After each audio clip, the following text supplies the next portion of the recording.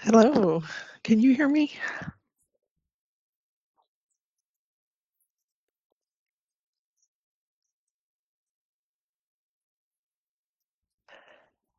Okay.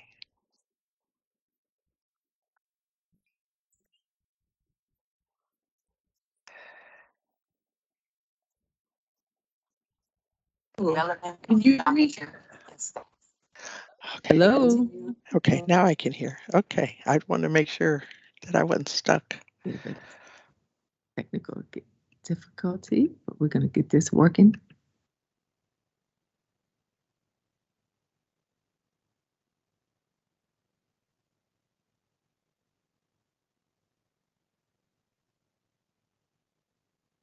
Hello, can you, Dr. Delgado, can you hear me?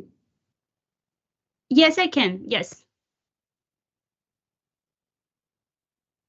There she is. There they are. Okay, I couldn't hear anyone, so I wasn't sure. Can you all see me and hear me now? Okay, we're good. Are we up? Oh, we are. Okay. All right. I'm sorry. I was like, I don't know. So, okay. So, hello, everybody. My name is Jewel Washington. I'm the Vice President of Talent, Culture, and Inclusion, which is a new position here at UTA. And part of my role is oversight of both human resources as well as diversity, equity, and inclusion. And joining me today, we have Dr. Maria Delgado. Dr. Delgado is one of the co-authors of our first Hispanic Serving Institution certificate programs. She has also accepted the role of the Senior Director for Hispanic Serving Institutions, which she actually doesn't even start until March 27th, but she was generous enough to be able to join me on this presentation. So she'll be co-doing this presentation with me. But let me try to share, let me share my slides with you all and we'll get started. And okay, turn my audio on. Okay, so can everyone, hopefully, Maria, can you see my slides? Yes. Okay. All right, so as I mentioned, let me see, I want to try to put it in a slideshow, but you all tell me if that doesn't work.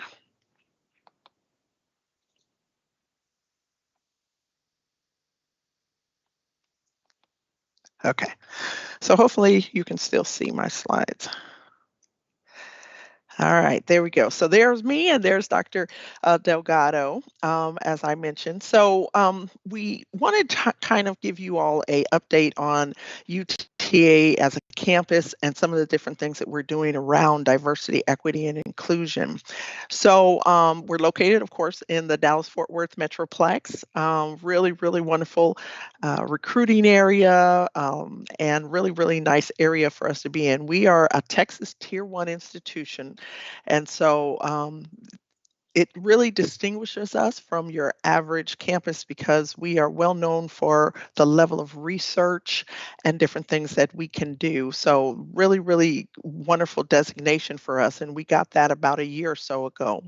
We're also the second largest campus in what we call the UT system. So the University of Texas system comprises of about 9 different campuses, some medical center types, and then some academic types like we are. And we're the second largest. And so that's really exciting to be part of a system. And then we're also the third in student diversity in the nation. So we are very excited about that. Our campus is very diversified. Our students are very diverse, and that's something that we try to continuously cater to and use that uniqueness. So a little bit about my department. The Office of Talent, Culture, and Inclusion was basically formulated in November of 2022. And again, the effort is that we were doing a lot of alignment with the DEI office at that time. And so the president had a vision that, we should really work on aligning these 2 departments. So our mission has always been to strategically develop, attract, and retain diverse talent and to cultivate a community that really promotes culture, equity, and inclusion. And we really want to aspire and nurture strategic partnerships and inclusive of respect and excellence through unity, talent, and achievement. And those are just some of the things that we strive to do on a day-to-day basis. So Student Ready University, what we planned on doing, myself and Dr. Delgado today, was really kind of talk to you all a little bit about Student Ready University and what does that mean and what are we doing specifically around diversity, equity, and inclusion. So I'll let Dr. Delgado go ahead and talk about how we are a Hispanic serving institution. Buenas tardes. Good afternoon.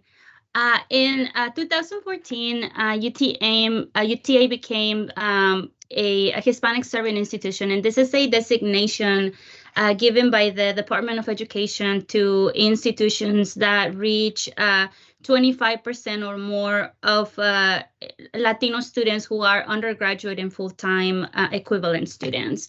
We are, UTA is ranked among the top 100 colleges and universities for Hispanic students.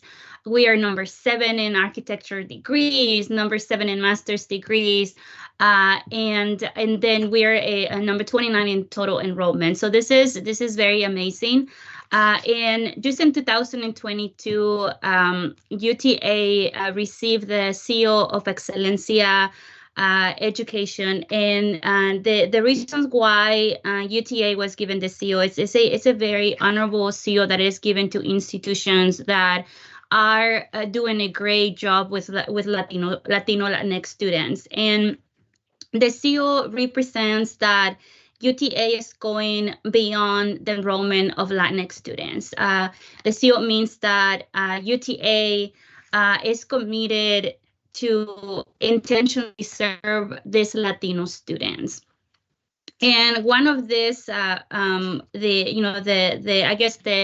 the example of this is the hiring a senior director for Hispanic institutions. So it means that UTA is committed to continue moving forward for Latino students to thrive at UTA. Yes, thank you. And we are also have a designation of an Asian American and Native American Pacific Islander serving institution. So again, really, really diverse campus of students that we have. We were number 1 in Texas for degrees awarded to African American students and number 5 most ethnic diverse campus in the country. So really, really have wonderful things that we're doing. But one of the things that I'm most also proud of is that we're number 1 in Texas for serving first generation low income students. This is really important. We have a number of students who they're the first in their families to go to college. And we want to make sure that those experiences are really good for those students and try to make sure that from a financial aid standpoint and different things like that, that we are also catering to their needs. So the last thing they want to have to worry about is how to pay for tuition. And so these are really, really good things that we've been doing here. So we want to go into some of the programs specifically that are around diversity, equity, and inclusion that are geared towards supporting our students. Dr. Delgado? Yeah, and one example is the TRIO Student Support Services, and this is a federal funded program that provides students opportunities for academic development, serves them, motivates them towards a successful completion of their undergraduate degree. So this, some of the programs or the package of TRIO, we have coaching to students, guidance. We provide workshops for them to be successful in their classes. We have obviously tutoring. We provide financial education and much more. So if you're a student or if you are a professor or faculty staff, please encourage your students to enroll in TRIO. It's an amazing program. And some of the cultural centers that we have at UTA, it's the Center for Mexican American Studies. So the Center for Mexican American Studies provides sense of belonging to the students, especially if you are interested in Mexican American history. They have a minor in Mexican American history as well.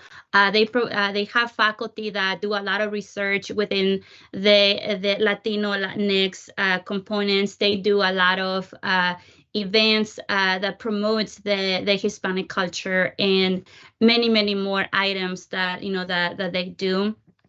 They also have a Center for Mexican American Studies, and in this center, in the Center for African American Studies, we facilitate, or the mission is to facilitate on race and contextualize it within historical, cultural, and into their academic minor in African American Studies. Another cultural center that we have is the LGBTQ+ program. And this is really a place to seek support and advocacy for students, where they can find a community that is welcoming, to inclusive, of all people, of all sexual orientation, gender identities, and expressions. So this is the cultural centers.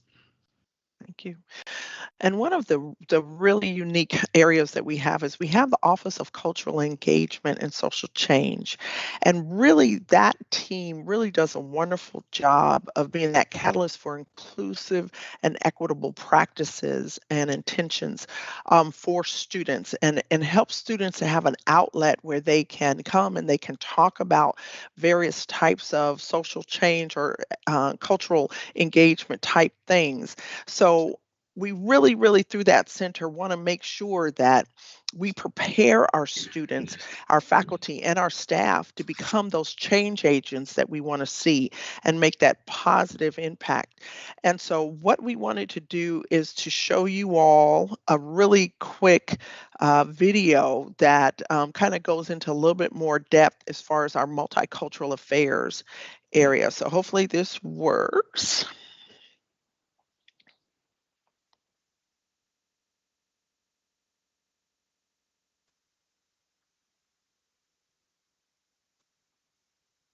Welcome to our office. We're here to celebrate, educate, and challenge the way you think. We do this to build a more inclusive environment for you and all Mavericks here at the University of Texas at Arlington. We do this in many different ways. One is by supporting all of our cultural and identity-based student organizations, holding our bi-monthly Maverick Conversations, where we have wonderful and colorful discussions over relevant topics in today's society. Our other way is by our affinity groups through our Men of Distinction or our First Gen Maverick program. This office helps to build a sense of belonging through cultural programs that allow you to see yourself here at UTA. They advocate for students through campus-wide trainings offered to students, faculty, and staff. One way to be a part of this social change is to be a social justice peer educator, where as a student, you get to enter spaces with your peers and lead discussions around race, privilege, stereotypes, and much more. This office is truly a place that allows you to be yourself. Maverick Conversation is a great program where you discuss relevant topics such as race, politics, or any major recent events. The office creates a comfortable space where you're allowed to express your opinion no matter the view. It's all about having the conversation. Men of Distinction is a grant-funded program to advocate and improve the success and retention rates of Black and Latino male students. Throughout this program, students will gain faculty and staff mentors, book stipends, funding for conferences, and study abroad. Joining this program is like having another family that has your back. Thank you for learning a little bit more about our office.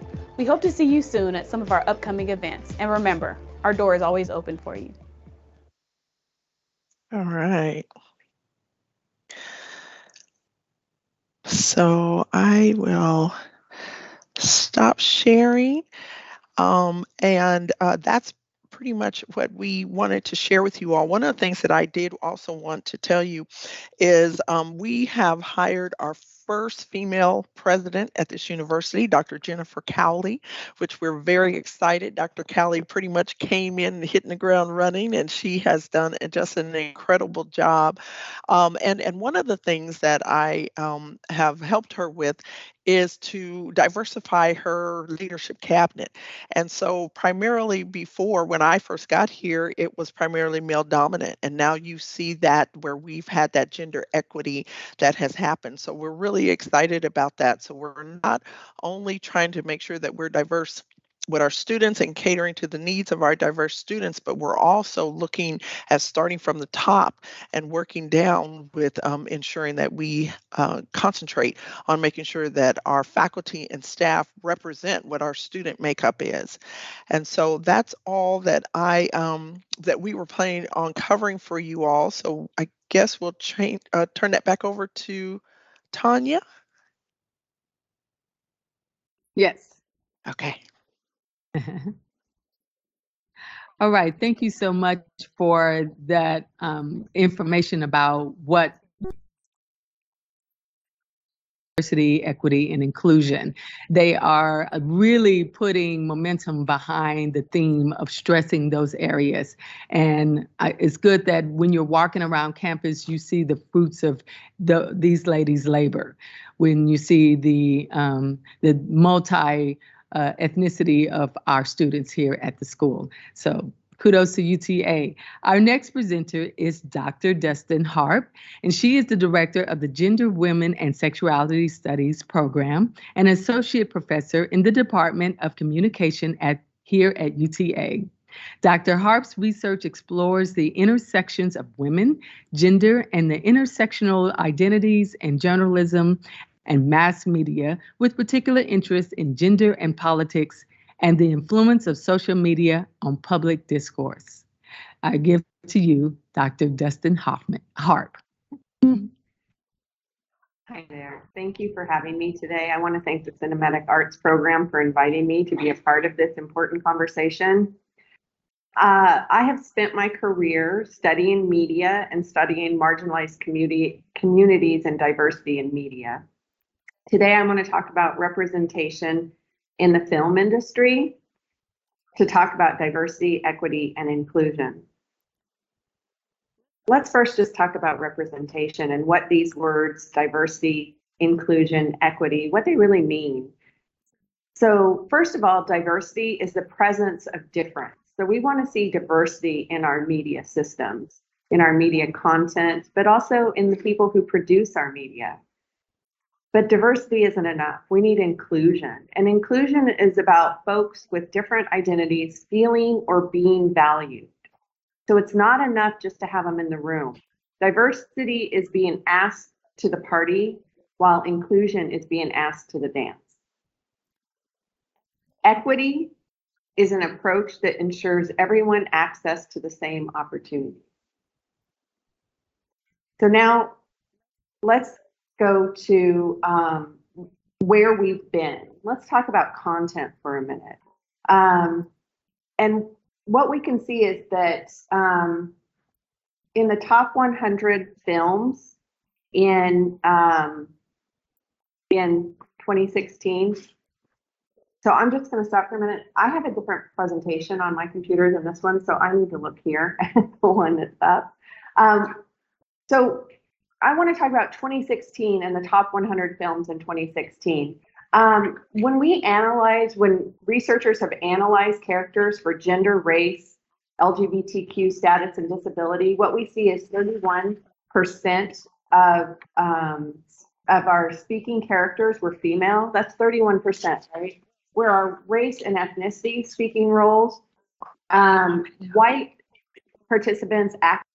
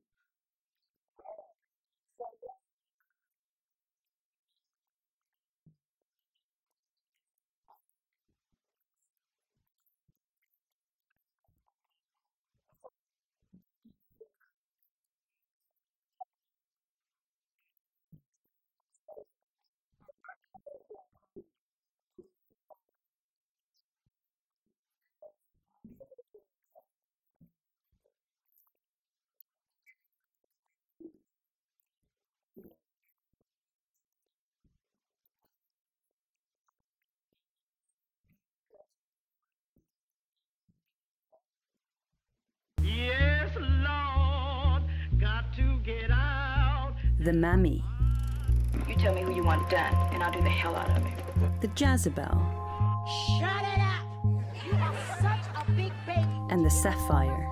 Submissive, sexy, sassy. 3 stereotypes of black women that return to our screens over and over again. The Mammy is probably the most familiar to people. It's usually a maid, heavy, taking care of the family. You is kind, you is smart, you is important.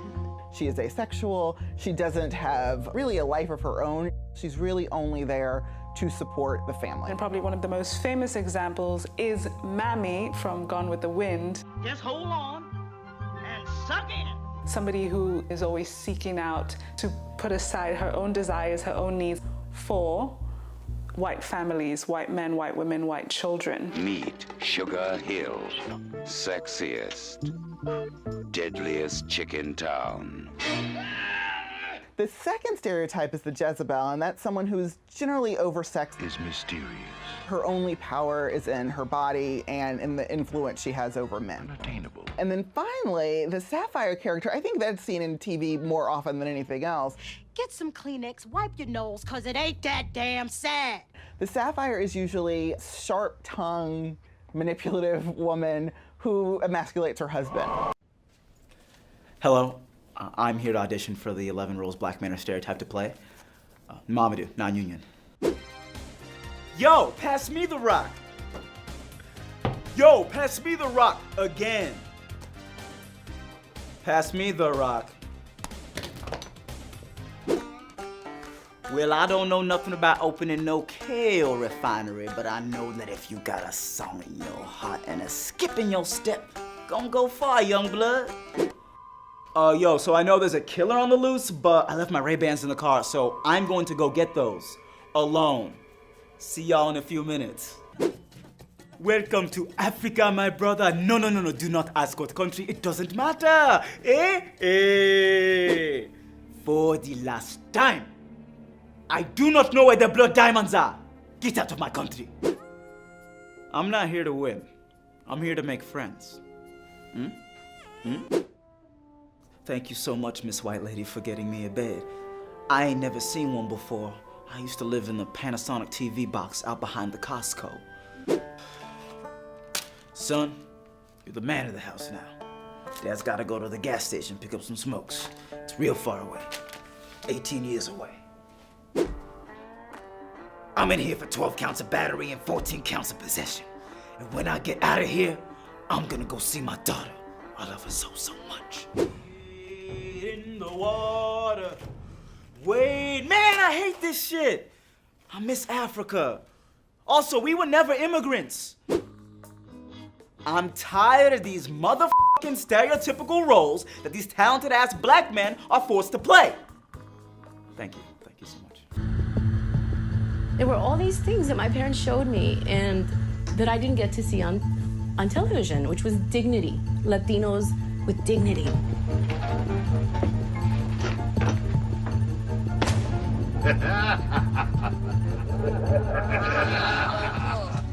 You want me? 60 pesos. A lot of unconscious racism exists because these type of images, these type of perceptions, these type of values have existed so long. They are the norm. Sometimes the director says, wow, no, he's more street, you know? He's like, talks like this. He talks like this, man.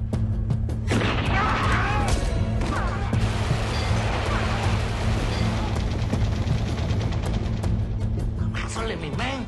I only got one more wire, okay? Mi amigo. No más tequila. Already muy loaded. We are in a new millennium, and these characters still keep popping up. But I'm Puerto Rican. I'll be great at selling drugs. When someone like Scarlett Johansson is cast as the lead in an adaptation of a Japanese comic franchise, it's important to understand that the ensuing anger isn't just about that movie. And it's not just about Tilda Swinton playing a Tibetan character in Marvel's Doctor Strange, or Emma Stone claiming to be part Chinese and Hawaiian in Aloha. My dad was half Chinese and half Hawaiian, and my mother's Swedish. It's how all these casting decisions combined, dating back to the earliest days of Hollywood, have made Asians invisible at best and, at worst, the butt of a cruel joke. That's why fans notice when the characters from The Last Airbender cartoon become much lighter skinned for the live-action movie. And when John Rico goes from being Filipino in the novel Starship Troopers to being played by someone named Casper Van Dien. I want to try it again, but this time, we need you to do an accent. The fact is, things aren't getting better fast enough for Asians in Hollywood. In 1944, Aline McMahon was nominated for an Oscar for her yellow-faced role in Dragon Seed. Later on, Linda Hunt would win an Oscar for playing a Chinese man in The Year of Living Dangerously. Right. Billy Kwan. That was 1982, almost 40 years later. Basically everything else in the country had changed, except white people being cast as Asians. For a solid 2 decades, the Chinese detective character Charlie Chan was played by white men in makeup. But that was the 30s and 40s, right? Well, here's Jim Sturgis and Hugo Weaving reincarnated as Koreans for parts of Cloud Atlas. Who are you? Everyone remembers Mickey Rooney's infamous 1961 performance in Breakfast at Tiffany's as just fully unacceptable and racist, right? Mr. Go right through. It was the first time I saw a gay character on TV. It was Andrew Van de Kamp. He was always causing some trouble, unlike me back then. I've never seen myself fully represented in media, but the first time that I would say something resonated with me, as cliche as it sounds, is the L Word. A lesser-known show called South of Nowhere. Rosa Diaz from Brooklyn Nine-Nine. It's kind of a cliche, but the L Word. There's a show called The Bold Type that's on Freeform. Really haven't seen like a bisexual Asian character. I have never really seen my whole self represented in media. Now you have shows like Jane the Virgin, which is really cool about including the queer experience within the immigrant experience, which is kind of my experience. It's so important for queer folks to see ourselves represented in media, whether we're talking about entertainment media or online or even in the news.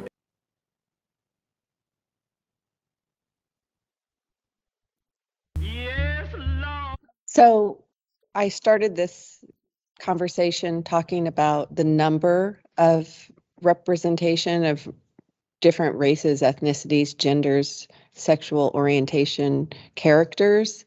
But like I said, it's important for us to think beyond the numbers and what does that representation look like? What we just viewed was an array of different images and calling out of the stereotypes that we see in our films. Some of it is quite old and it gives a bit of a history of what we see, but I want you to remember that things don't change as fast as we sometimes think they do. And all we need to do is look back at those numbers and how little has changed in a decade. And the same can be said with the content. Yes, we do see some more diversity, but not nearly enough. I want to switch and talk next about the behind the scenes and just quickly mention that, for example, females are outnumbered in the director's chair, but it's not just in the director's chair, it's behind the cameras, it's all the different, there's so much that goes into a film or a TV show that's not just the actors. And so when we're talking about diversity, equity, and inclusion, we also need to think about who's making the films, who's writing the scripts, those kinds of things. This is just one example of many examples of quantitative analysis that shows how deep the problem is. So for females outnumber, this is 1,300 films during 1 year. It doesn't say what year this is, but you can see how few, the ratio of male to female directors across, this is over 13 years, is 20 to 1. Yes, we have a lot more women now directing films, but it still doesn't come close to parity. So I want to point out a couple things. UCLA did a Hollywood diversity report in 2022 and had this astounding sentence in it. New evidence from 2021 supports finding from earlier reports in this series suggesting that America's increasingly diverse audience prefers diverse film content.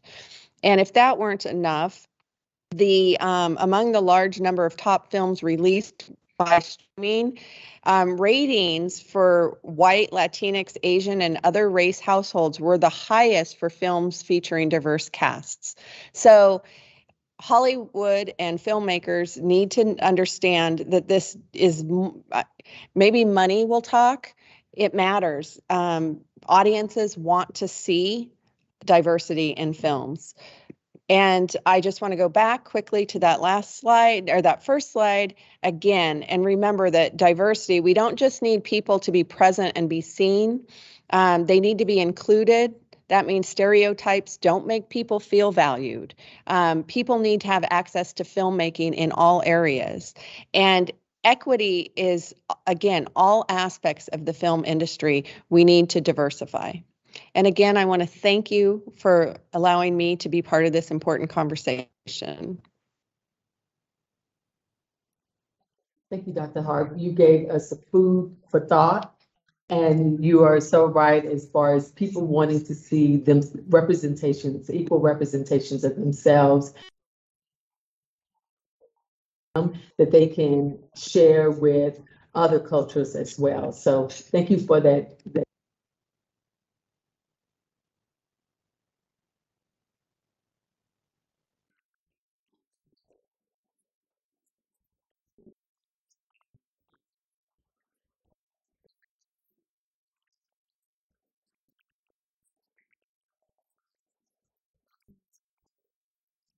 Tanya's mic's off.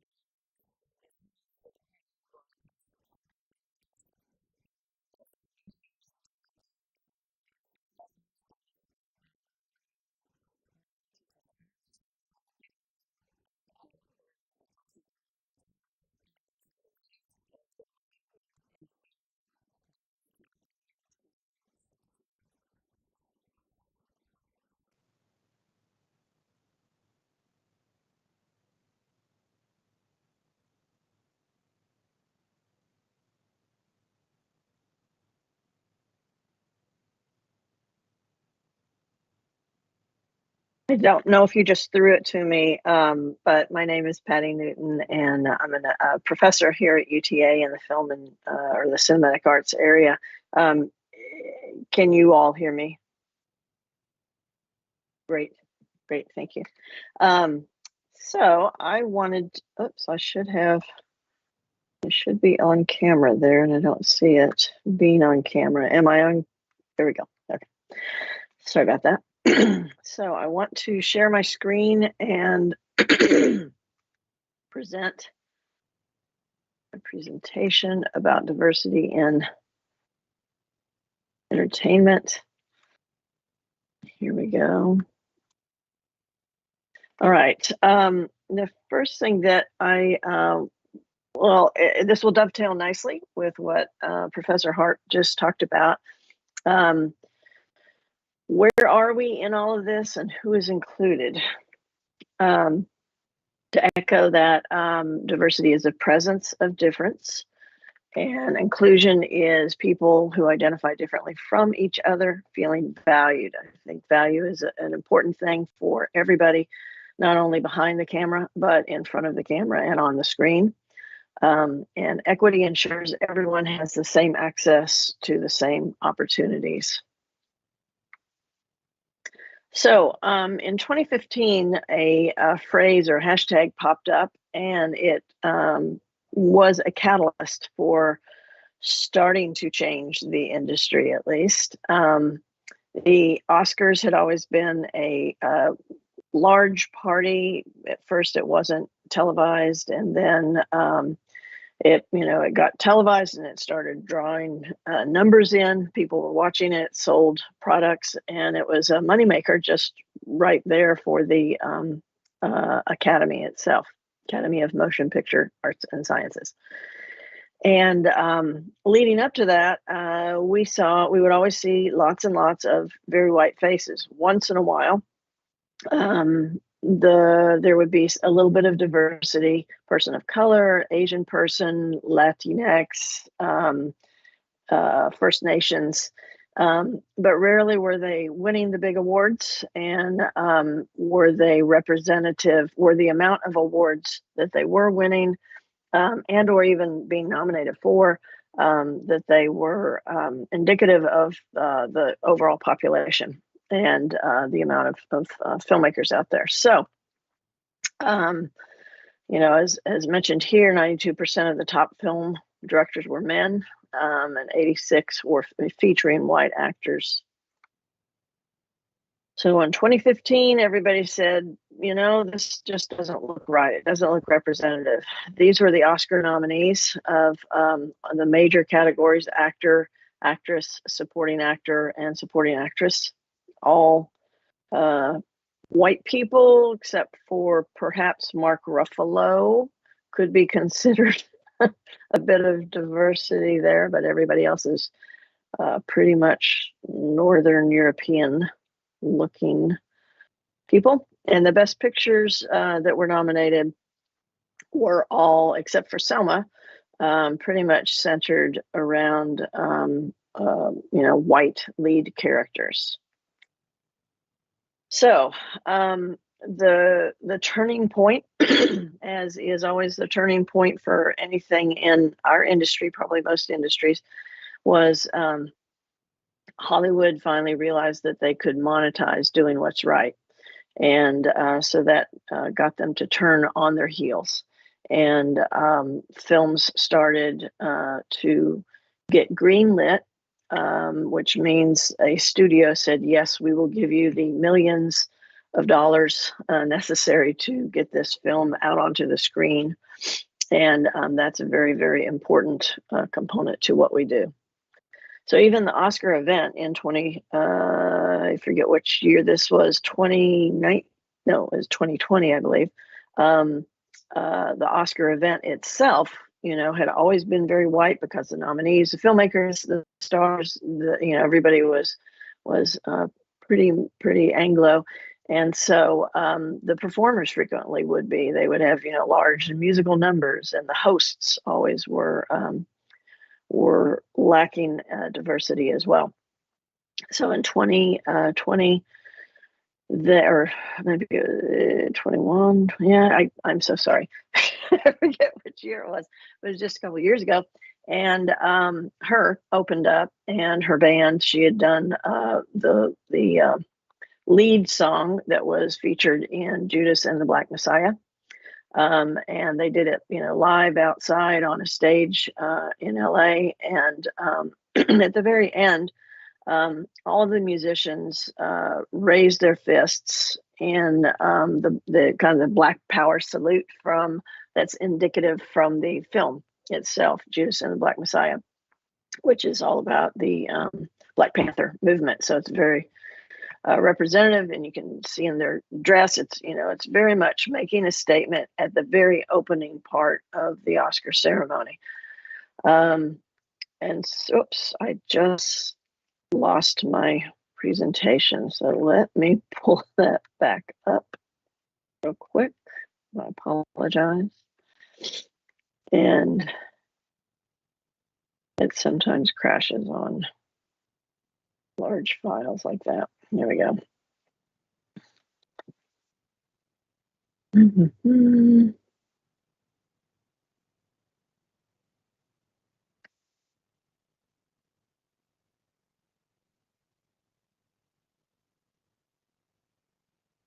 There we go.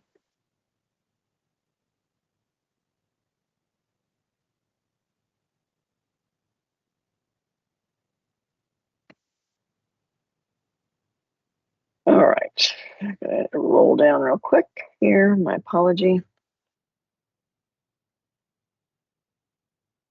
So what was so striking about the way they finished their song is this was quite similar to the Olympics, for anyone who remembers from 1968 when some Olympians did a similar thing, and it was not as appreciated by society, by a lot of the sports world at that time. And that was in 1968, which it was, you know, a lot of unrest going on in our country and around the world. So Latinos and Latinx are still face an epidemic of invisibility in the film. 6% of characters in 2019 were Latino. They frequently are stereotypes and narco gangsters, housekeepers, low-wage workers, but it is slowly changing. Let me show a clip real quick here. I think the fact that this was a commercial during the Super Bowl is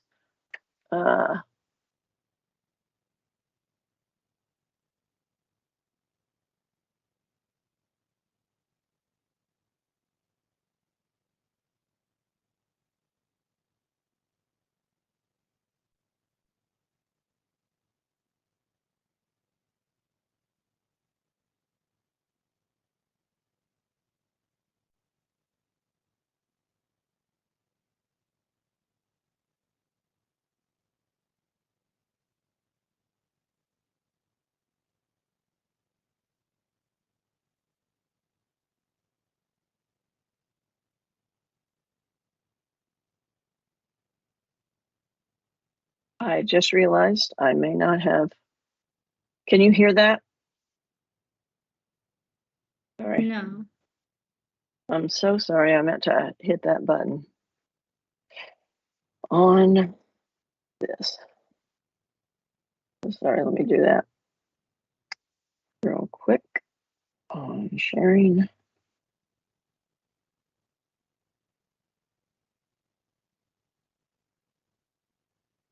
I don't see it there on the include sound. There we go. Okay. Go back to that.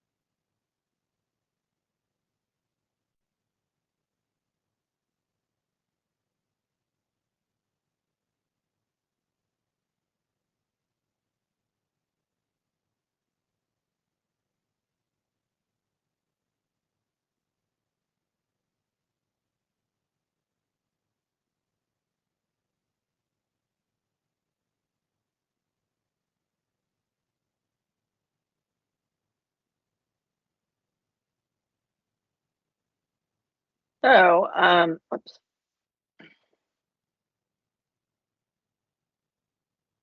Sorry. So, let me get back to my presentation real quick. All right. There we go. So, that touches on a lot of different areas of diversity, not just the Latinx, but the women in sports that you don't necessarily think about, and lots of different areas. I think a lot of power comes from the fact that it's a commercial, and a lot of people, especially the Super Bowl commercial, will see that, and it just makes a chink in the armor of the perception of women, Latinx, and that invisibility. And I love that even she goes to her mom's house, and it's, there's a little bit of the steeped in a Latin mother's household, and like, baby, and a play on that joke. So I think it's a really powerful example of that kind of message.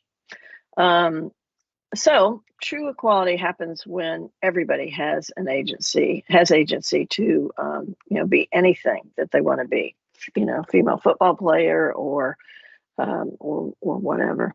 And Hollywood can help and can play a major role in moving this forward. To echo also what Dustin was talking about with the Asians, we had Mickey Rooney, Katharine Hepburn, Sidney Toler, all played back in the olden days, played Asian characters, and frequently they would say about Hollywood would say about anybody who was not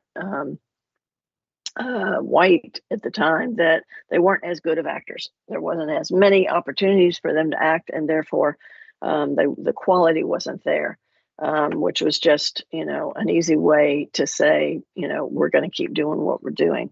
And fortunately, that all is changing. A little movie came along a few years ago, Crazy Rich Asians. Not since Joy Luck Club had a major motion picture been made where everybody, where it was centered around the Asian culture or Asian families, that predominantly all of the cast members were Asian. And this little film that could turn that on its ears and showed Hollywood that there is an appetite for diversity and for diverse Asian voices. And that, has led us to where we are in this very moment, where a middle-aged Asian actress can play the lead in an action-adventure hit film that's nominated for 11 Oscars and make a lot of money. And that's the thing. That's what Hollywood listens to. If there's money in it, they'll go there. But they're always going to play the sure bet. And so that's the challenge that we face in diversifying the content that we see. Marvel even has leaned into it with an Arab Muslim or Arab and Muslim characters in one of their latest pieces, and an Arab woman directed that, and so it opens the door for more voices to be heard that are different. So historically, women have always had to have been, the side piece of the hero. They're the damsels in distress. They usually wind up dead.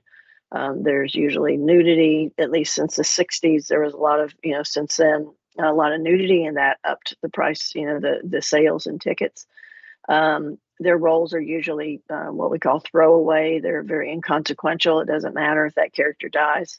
The lead rarely is going to die. But sometimes does. But it's the roles for women were just kind of side pieces. They frequently don't make good decisions and usually care for the children and provide that motherly type of a role.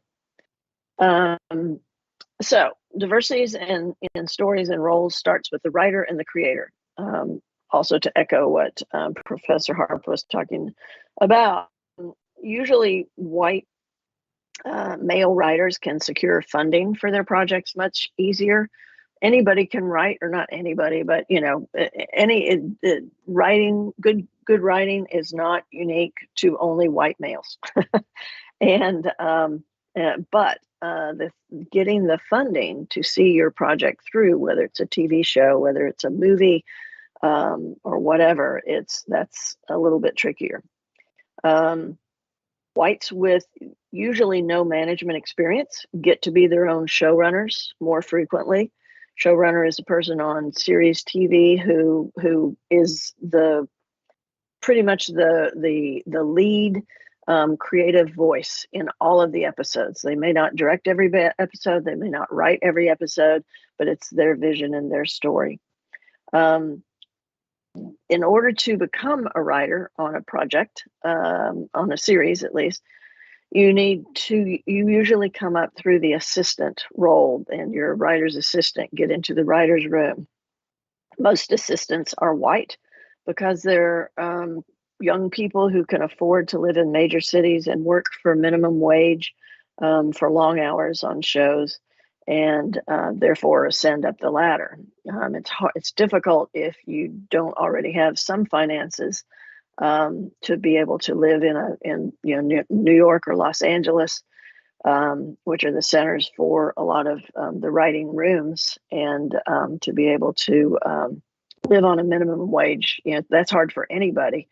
And so a lot of the assistants have gone to great schools and benefit from generations of wealth that allow them to be able to survive in that. And there's no real training for management or for show running at all. So it's one of those things where if you're in the right place at the right time, the right people, they'll trust you. But if you don't look like the studio heads, the people with the money, then they may not have that same trust for you. And harassment can frequently come from the top. There are the top level writers, producers, sometimes directors are untouchables. They're not going to get fired quite as quickly for no matter what they do. They can be fired, and they have been fired, but not as quickly as anybody else who's below the line.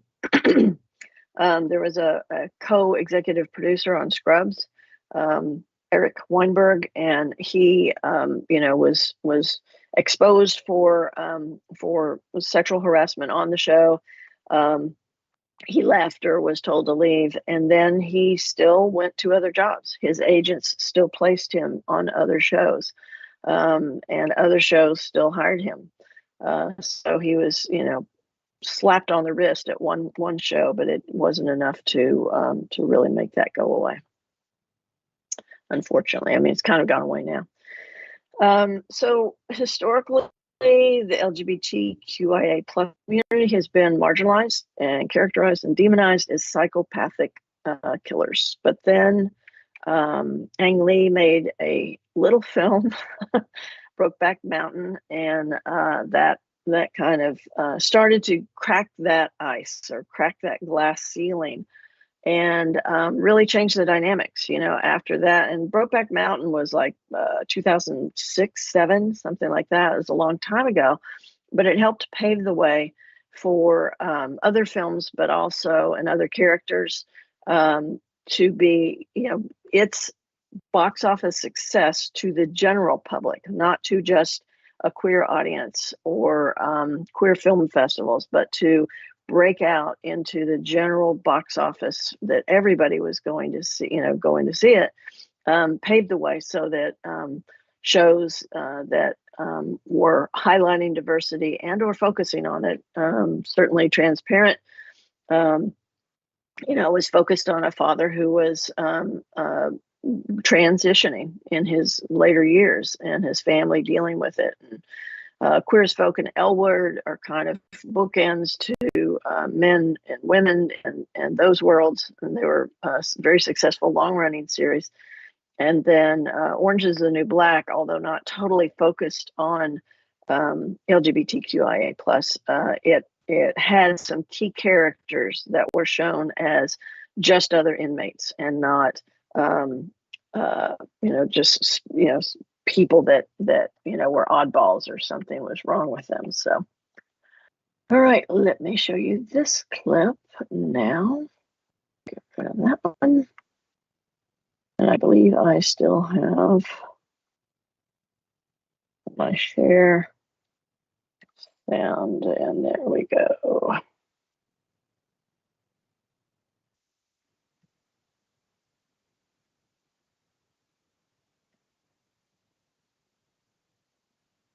I can't even tell you how many times I've been in public space, particularly early in my transition, when I would walk into a subway car and people would just burst into laughter. And I think people are been trained to have that reaction. According to a study from GLAAD, 80% of Americans don't actually personally know someone who is transgender. So most of the information that Americans get about who transgender people are, what our lives are and are about, comes from the media. We've been around since there was footage. You just have to look for us. Can we all just talk about D.W. Griffith for a minute? Not only is he incredibly racist, but he turned gender non-conforming people into the joke. So it's like you can't have like queer trans people and blackness in the same space at the same time. So what's it say about my queer trans black ass? They've died so many times they can't even count on camera. I've been a prostitute 1, prostitute 2, call girl, hooker, you know? The crying game created a ripple effect. You are a trans person who existed, made people physically ill. Was the way in which my favorite movie as a child ended. There are lots of ugly things about our history, but I think we have to know them. I have been beaten. I have been thrown in jail for gay liberation, and you all treat me this way? There is a one-word solution to almost all the problems in trans media. We just need more. And that way, the occasional clumsy representation wouldn't matter as much because it wouldn't be all that there is. You see a fierceness that's coming up now. That's because we ain't got nothing to lose.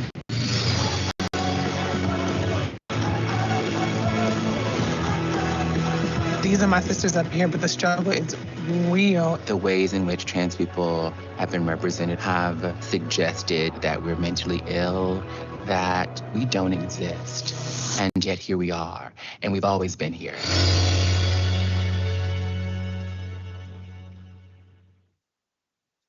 All right, so, that is not it, but what the heck, we'll go back to, there we go. So there's still a lot of road to go, but there's a diverse universe of writers, producers, and directors, showrunners, and fans that will help get us to that area of diversity, equity, and inclusion. Audiences can help. The ticket that you buy and the show that you stream will tell the industry what you want more of, and that's so important. And media makers, we're here today to hopefully talk to you about or to shed some light on your next project, your short film that you make for the DEI Film Festival, and you hold the keys to tomorrow and can start to make that difference with the content that you perceive or create and how you do it. One note on the documentary with disclosure, the whole film, I believe the whole crew was trans. And, the filmmaker wanted to have a trans crew because they knew that everybody was invested in being as fair and representative to the topic in all its many, colors and shapes and ways that the trans world is envisioned or, is realized. And only that accuracy could only be captured if everybody were watching, on the crew knew, had that information or that ability to be able to say, wait, this may not be the right, way to do this, or how about we do it this way, that type of thing. So it was a unique approach to how that was done. And that is it for me. So I will unshare here And there we go. And back to you.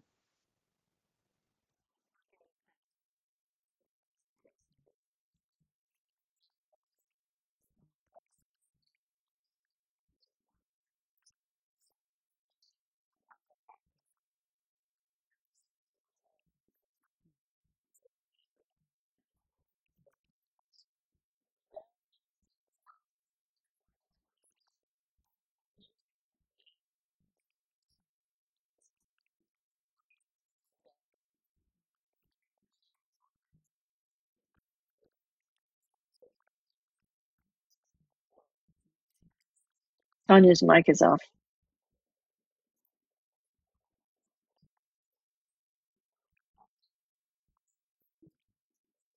Still off.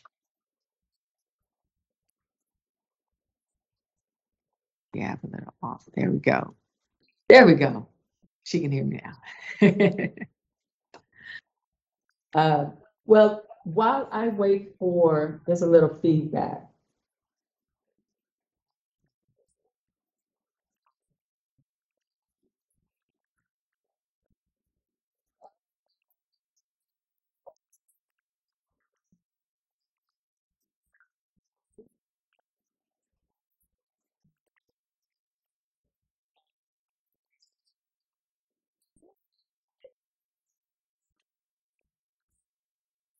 Tanya's mic is off.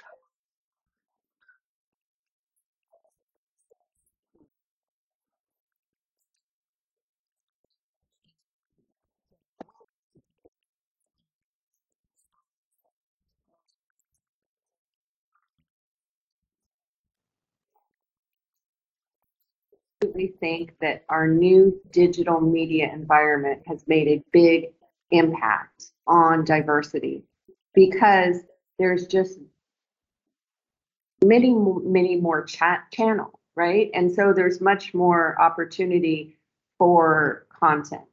And so now, you know, it used to be that if you had a TV show on primetime 8 p.m. on a ABC network, you needed a very, very large audience. But the way that producers now think they don't need as big of an audience because we have such a split and diverse audience and so many places that people can view material. So that has opened up space. And I would say things like social media and YouTube have also opened up space because they've allowed people to go around gatekeepers and to produce and present content. And that has opened up a bit bigger, wider space as well. So there's much more diversity of voices in our public sphere now, and that has allowed some change. It's changing more quickly than I realized. You know, I've been doing this work for 30 years and paying attention to things. And I just saw a study that was astonishing to me because 10 years ago, if you looked at Super Bowl ads that had a woman in them, 67% of those females in those ads were stereotyped and sexualized. Mm-hmm. 10 years later, now, and that 67% had been going on for decades, right? That's how we've seen women in advertising. In a 10-year period, so from 10 years later, last year, there were, of all the women in Super Bowl ads, 0% were stereotyped and sexualized. Mm. Now, this year it was 2%, but I'll take 2% over 67% anytime. And for decades, it hovered between 60 and 80%. And now we're down to 0 and 2%. Why and how has it changed so quickly in 10 years? Mm. And as a media scholar, I think that we can't ignore social media and the fact that so many people now have a voice to say, we don't want this. We want something different. Mm-hmm. And so, and as Patty talked about, and the bottom line is these are industries that want to make money. Right. And so if audiences are asking for something and they know as an industry they can make money off of it, they will change. So I think we have a lot to be hopeful for, and I think we can see some quick changes. Okay. I'm going to, before I move on, did anybody else on our panel have, would like input on how the smaller streaming networks are giving voice to the voiceless?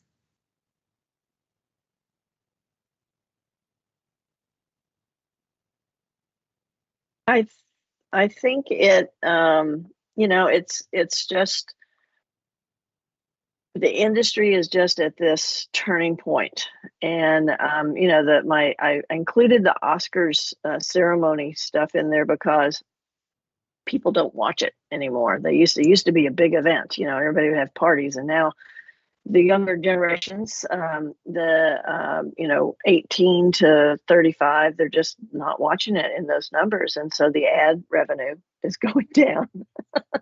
And so that always will motivate Hollywood. And it will be interesting to see, how they continue on. I know from, this year, I'm not addressing your streaming question, but this year they nominated Top Gun as one of the movies, and I don't think it's because the Academy members really thought it was such an incredibly well done film, and it's it hits all the marks for the type of film it is, but it's not the usual Academy material, but it brings in viewers. That's what anybody is concerned with, whether it's the Super Bowl or the Academy Awards or streaming is subscription based, and it kind of runs on a different business model. And they may have a way to read, their viewers who they are, but ultimately the shows that, get lots of eyes on them are what's going to keep getting greenlit and get funded, and the ones that don't won't. So. Well, speaking of money is always, as everyone knows, a major factor in the filmmaking industry, particularly the independent filmmakers. So what kind of advice or tips can you give minorities of how that are writing these stories, stories of these different communities that need their stories told and their voices heard, and is worthy of being shown on whether it's a small screen or the big screen? How can they, any tips of work, of getting that funding or maneuver around having the big dollars so that the story can be told, and that money won't prohibit those stories of those diverse audiences, being greenlit and brought to them so people can see a piece of themselves on the big and small screen? That's the golden question. The money. I think filmmakers, writers need to be honest with themselves and think about what their truth is and what story do they want to tell with that truth. And historically, what has been in the media, for the past 100 or so years, frequently, not all the time, was somebody saying, "Hey, why don't we do a movie about," they were just, it was like they could use the whole palette of the watercolors, and whether or not they, had ever met an Asian person or a Latinx or a person of color, or, look at all the Westerns, the original Americans were not shown in good light. And so they were always the killers and the woman stealers and that kind of a thing. So for young, filmmakers thinking about trying to address these issues, it's like, write your truth. And that doesn't mean that as a cisgender white woman, I can't write a story with a person of color in it or someone other than me. It means that I need to learn about that culture, have people on my project that are a part of that culture or ethnicity, and that can kind of keep me in my lane and come at it not as characters and just somebody to trot out and go, look, I got my diversity, but to really invest in who these people are and why they're doing what they're doing. Everything Everywhere All at Once. It was directed by the Daniels, they call them, and it's two guys, and their names are both Daniels and Daniel. One is Asian, the other one is not. And they previously have done like the Lego movies and things like that. And they were, great at doing those, and it was a huge success. But if there wasn't an Asian writer or component to that film, it would not have turned out like it did. It wouldn't have been the huge success, I don't think, because it wouldn't have had the authenticity. And they both, together brought such a great, just incredible experience. And that's not to say everybody has to have a co-writer or a somebody, working that way. But you have to really know the subject. I can't write a movie about a hospital if I haven't ever worked in a hospital. I need to go submerge myself in the hospital. So I think that's really important, and the way to approach addressing these topics. So for your short films that you're about to make for the video race next weekend, you come up with your idea, and then, okay, how do I work real diversity, real inclusion into the story and the characters? And it's a race, so you won't have a lot of time to do a lot of research, but it's really important to represent, in a meaningful way.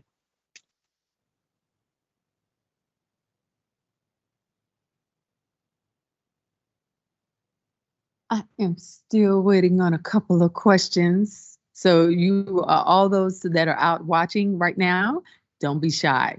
Go to YouTube, UTA's Cinematic Arts YouTube channel, and put in your burning questions so I can pose it to these wonderful presenters, and we can glean some knowledge from them.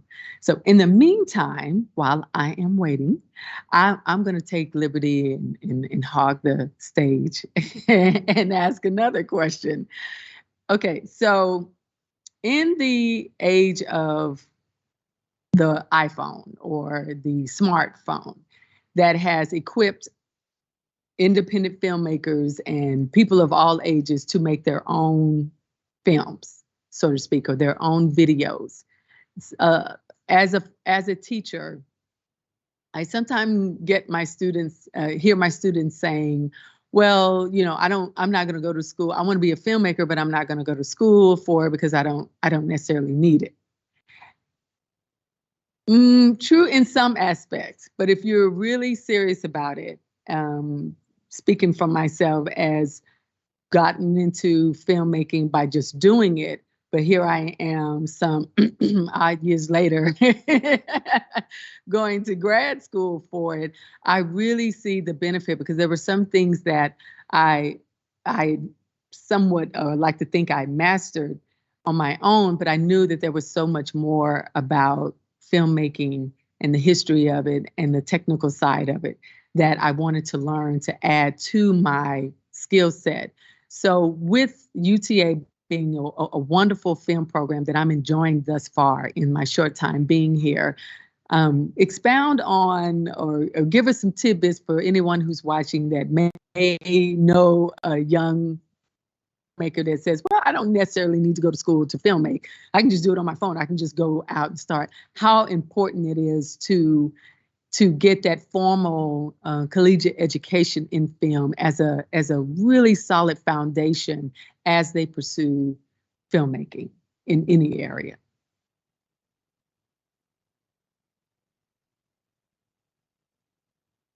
probably has some really good things to say about this, but I am not a faculty member in the cinematic art. But what I can say about coming to UTA or a university to study is that it's more than what you learn in the classroom, right?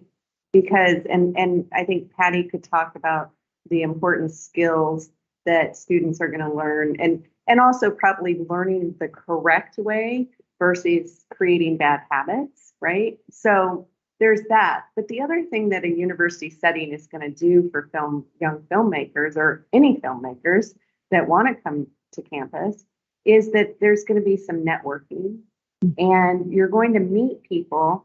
And as you had mentioned how important money is, how important Patty mentioned working with other people so that you don't have a monolithic view of your storytelling.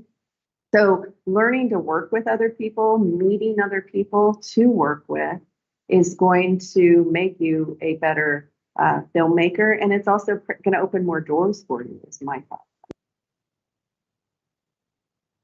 I agree. I think, you know, anybody with a cell phone can make a movie.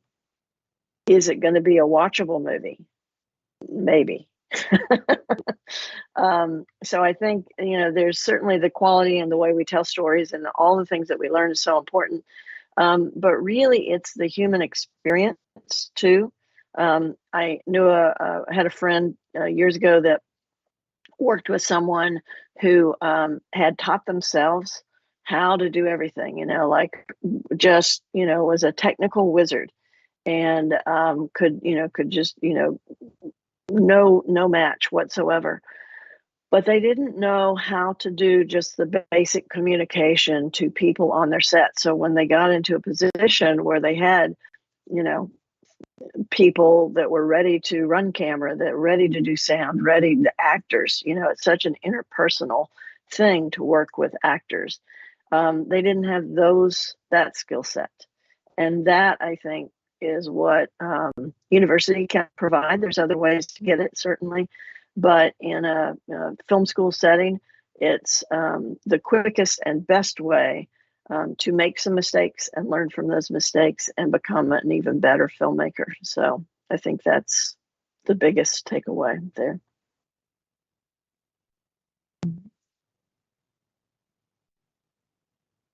I'm going to pose that question to Dr. Delgado and Ms. Washington. Are they still with us? Yes, we're still here. There she is.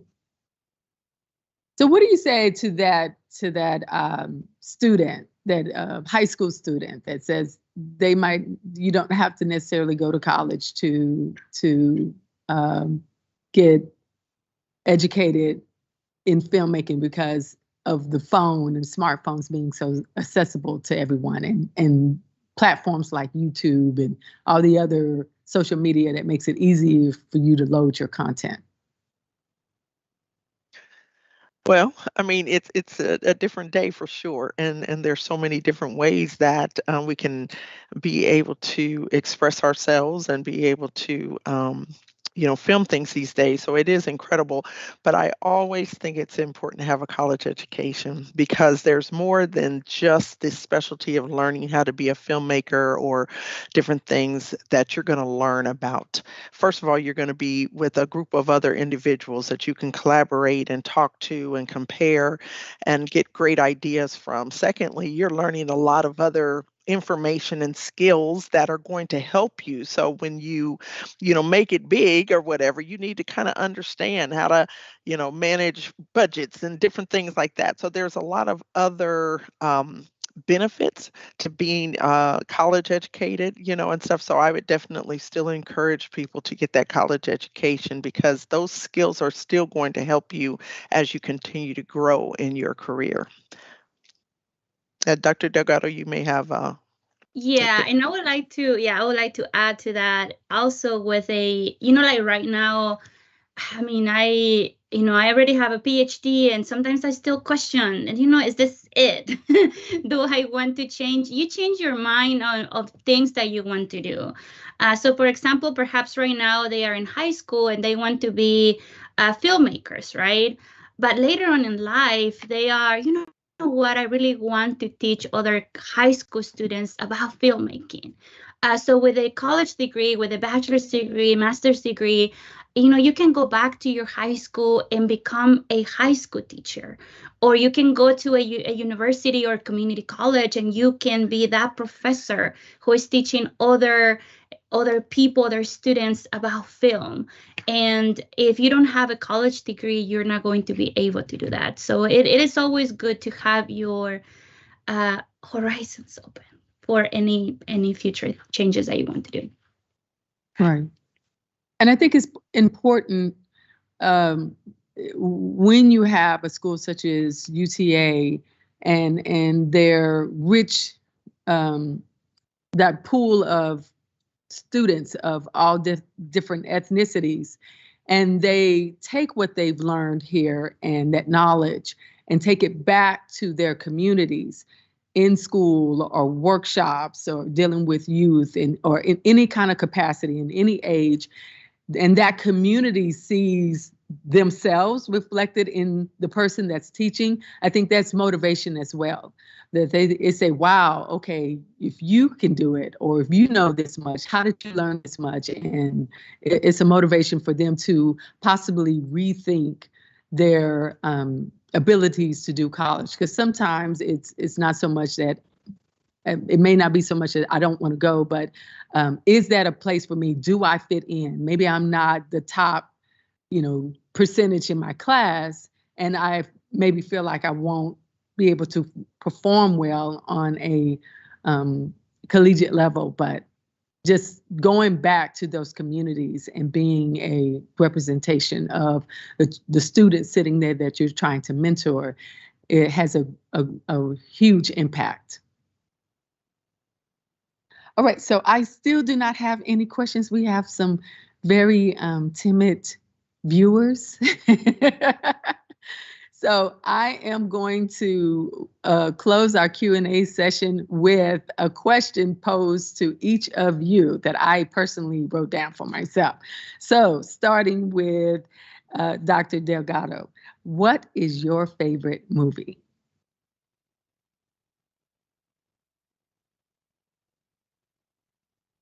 Oh my goodness, that's a hard one. Favorite movie. Let me think. Oh my gosh, I really love the Harry Potter series. So I am not sure like which one is my favorite of the Harry Potter, but it gives me a lot of calmness, I guess, and then joy, and I guess with the whole magic thing about transforming. Those are my favorite series. If I would have like another one, it would be like Coco. And so I guess Harry Potter and Coco. Harry Potter and Coco. All right. Because I think just like when you're buying groceries at a store, I like to look at what people are, I know this is maybe weird to some, but I think that what they're buying kind of adds to their personality. So a lot of times if somebody saw that of me and they see all the junk food I'm putting on there, they may like, ooh. And so in being a filmmaker's mind, I think it does says, just give me a little insight of who you are when I find out what movies you like, what genre. All right, Miss Jewel, your question is, what's your favorite actor or actress? Actor. Well, I love, let's see, now I'm going to forget everybody's name now. I love Angela Bassett. I love Regina King. I also, the one I love the most, now I'm forgetting her name. Oh my gosh. Who is the woman king? Why? Oh my gosh. I see her name just went. It just went out just that quick. Viola Davis. Wow, how could I Davis. forget that? But I also love Octavia Spencer too. I think her last name is. I just think each one of those women have really done so much for African American women in film, especially. And when I look at the grace that they all have demonstrated, during their film career, it's just incredible. I was looking at Angela Bassett this morning on the news, and she was giving an interview, and just something about her is just so graceful, and she was just talking about her journey and different things. So though I don't have just one, I'm sorry, but I do love all of those women and what they've done in representation for African American women in film. Okay, I can understand not having just one, because I have many myself. All right, Dr. Hart, what's your favorite movie? All right. Well, whenever anyone asks me what's my favorite of anything, I say I don't have favorites, because I'm maybe moody, but it just depends on my mood, and it depends on what I'm thinking about and where I'm at. So what was my favorite movie 10 years ago to now, right?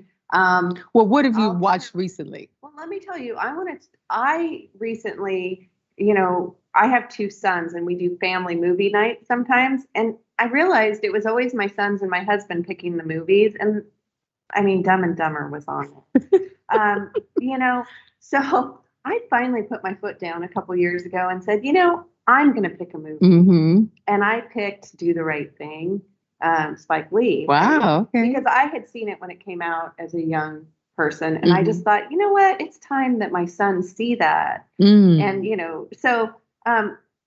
they actually didn't enjoy it because it's an uncomfortable movie, but I know now recently I talked to my son who's 22 now, and he brought the movie up to me. And the night they watched it, they complained, how could you pick this as a movie night, Mom? Because, they thought it's supposed to be a fun gathering. Right. So I pick, so in terms of what's my favorite movie, now when I'm sick, I've probably watched the movie Pride and Prejudice with Keira Knightley more than any other movie. Really? Because when I don't feel well and I'm sick, it's comfort for me, but it's also really a feminist script, right? I mean, it's a feminist story because, there's a lot about gender and class, and I like that because these are the things I care about and think about. Right now, if, I wish you would have said, what's my favorite TV show? Okay, we could go there. And that has to do more with like satire, right? I'm really enjoying satire because again, it can talk about race and ethnicity and social issues in a way that reaches people. Because when we can laugh about things, we can also learn about things. Okay, so what's your favorite TV show then? Favorite TV show? Well, right now, I don't watch a lot of TV, to be honest, but The Office. When I see clips of that, there's so many really good social commentary in there about race, about ethnicity, about, so I enjoy that. Nice. The Office is a good one. Those are some things. All right, Miss Patty, I'm coming to you. You're going to close us out. Now, I thought, because I read your bio and your rich history in the industry, and I will be contacting you later because of the things that I saw that you done. I was like, I might need to get with her. So I thought saying, what's your favorite movie may be a little too easy. And I'm going to ask you, what person in the industry has had the most influence on your work? Whoa, that's a great question, and I don't know that I could even answer that right now.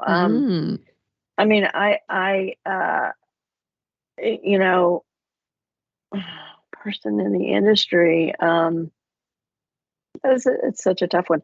I love Jane Campion's work, and it's sometimes somewhat inaccessible for some people, but I love that she is a woman who makes movies, but she is not a woman filmmaker necessarily.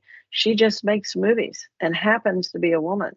And her stories, if you just put them out there, I think you wouldn't necessarily, if you didn't know that she was a woman and directed this film, that it's a movie. It's dealing with a female character, maybe or not, or but her most recent one on Netflix, and I'm drawing a blank on the title.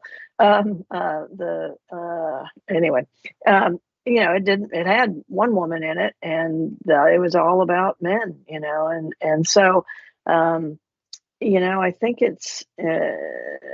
there's just so many different people that have had a huge influence. And I just, I love films. And when you said, what's your favorite film? It's like, there's no way we'd need another half an hour for me to just start going through as a film lover and a film teacher, and all for different reasons. Films by men, films by women, films by people of everything, in terms of diversity and on screen and behind the camera. So, I just think it's an incredibly powerful tool. What I always tell my students is that it is as powerful as a loaded gun. It can, kill people. It can get money to go to where we want it to go to. It can change minds. It can support. It can do great things. It can, and it can do it instantly if told well. And so it's a really important tool to learn to harness and to use. I like to think for good. Hopefully everybody wants to use it for good, even if it's just entertainment, pure entertainment, that's still good. But it's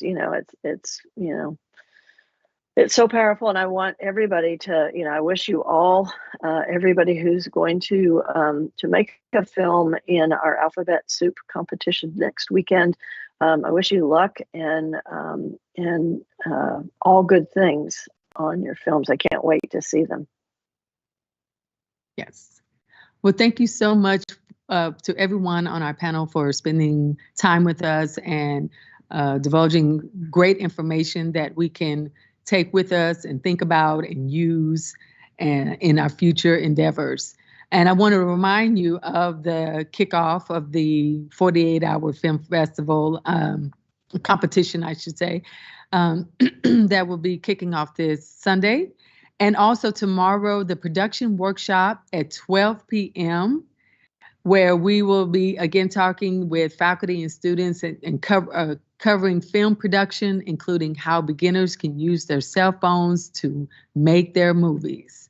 And that will be streamed live on UTA's Cinematic Arts YouTube channel. So tell a friend and join us tomorrow. Get your favorite snack at noon or lunch, and let's get ready to talk film. We're going to leave you now with a Voice of Change video. Thank you for joining us, and we'll see you tomorrow. My name is Erin Spence. I'm a senior, and I'm a cinematic arts student at UTA. A lot of my scripts are dealing with class issues, so I would say I try to make a lot of stories that have social commentary because those films speak to me a lot. I like for films to be historically significant, as if they are artifacts and people can look back on them and see what society was like. I'd say Jordan Peele. I think he's revolutionizing the horror genre. I think that he can do blockbusters that have mass appeal, and he can do like cool symbolic art films. I love the way that he's adding to the genre with black-led casts, and I can't wait to see what he does next. I think that we should listen to marginalized groups in classrooms and on sets and help them out the best that we can in the creation of their films and telling their stories. Hi, my name is Bree. I'm a junior at UTA in cinematic arts. A lot of the work that I do is based off my experiences as a first-generation Vietnamese American. So sometimes when I let my peers read my work, they don't quite understand the translations or the traditions or the culture that I'm talking about. So it's very difficult to get the point across and get the story across if they're not used to that already. My family is very involved in the Vietnamese American community in Dallas, and since entering university, I've been involving myself in organizations specific to Asian Americans. So all of the people that I meet and the experiences that I gain from this particular culture directly influences my work. I think a lot of people expect for foreign films to be very westernized. I think people should just open up their minds a little bit and just engage in different cultures and different types of film.